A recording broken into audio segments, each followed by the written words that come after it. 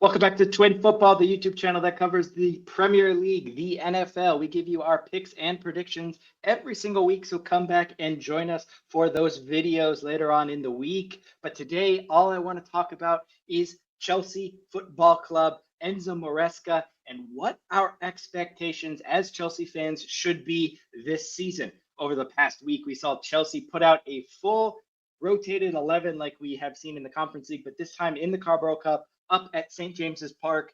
Newcastle made a couple of changes themselves, but Chelsea had low energy, low effort, a bunch of mistakes, and very few substitutions late on in the game. Cole Palmer was an available sub, but wasn't used at all against Newcastle in that 2-0 loss that saw Chelsea get knocked out of its first competition already of the year, the Carabao Cup. And we then go to Old Trafford, a team that is under interim manager Ruud van Nistelrooy, first game in charge in the Premier League. He did manage a good Carabao Cup win against a rotated Leicester team, but this was his first Premier League game as Manchester United manager. They're waiting to bring in Ruben Amorim in the international break. We will see what he can do.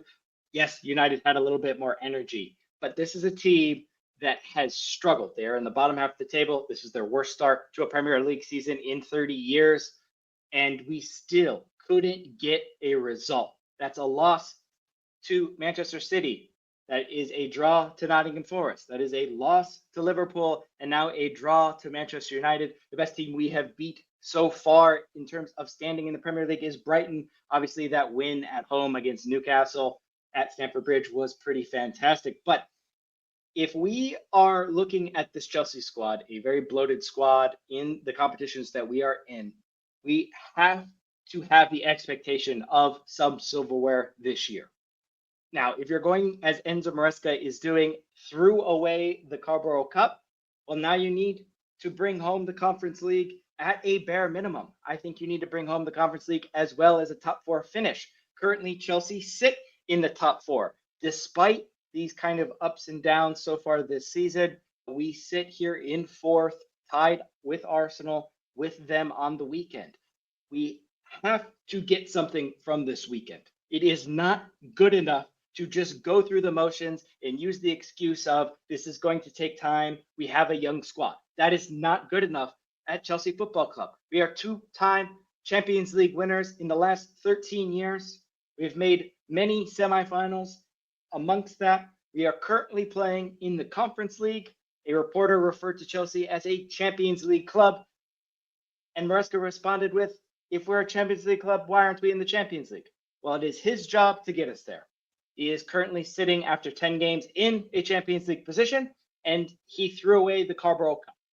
There was no energy, I blame the manager. There was no changes, I blame the manager. And so if you're going to throw away that competition, then you need to back it up somewhere else. None of our starting players have played in the Conference League. I don't expect that this week. Cole Palmer's not even in the group stage squad. He's not even eligible to be playing in this competition. So that means when we play Arsenal on the weekend, after drawing a United team that had its worst start in 30 years, I expect points.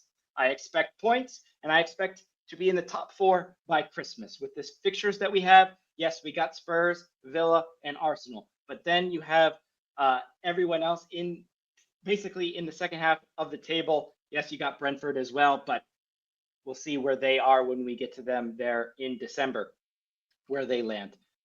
But we need to get points. It's not good enough, and as fans, we need to require Enzo Maresca to up the energy level in these big profile games. We have yet to win one. Losses against City, Liverpool, draws against Forest, United. Yes, a decent win against Brighton. Forest has seemed to be a tough out for people, so that's why I'm including in this. Obviously, when you put these down on paper, you expect us to beat them. You also expect Liverpool to beat them. Both of us failed to do so far this season. Nottingham Forest sit third in the Premier League.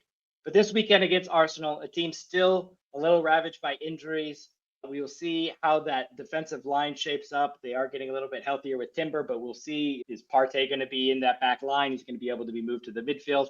How's Gabriel doing? Obviously, Saliba had the red card, but I think he will be back for this one. But we need to get a result here. If you have rested everybody, while Arsenal plays in the Champions League week in, week out, deals with injuries, and we have this magnificent, high quality squad, we need to be able to put together a tactical game plan to get something from Arsenal.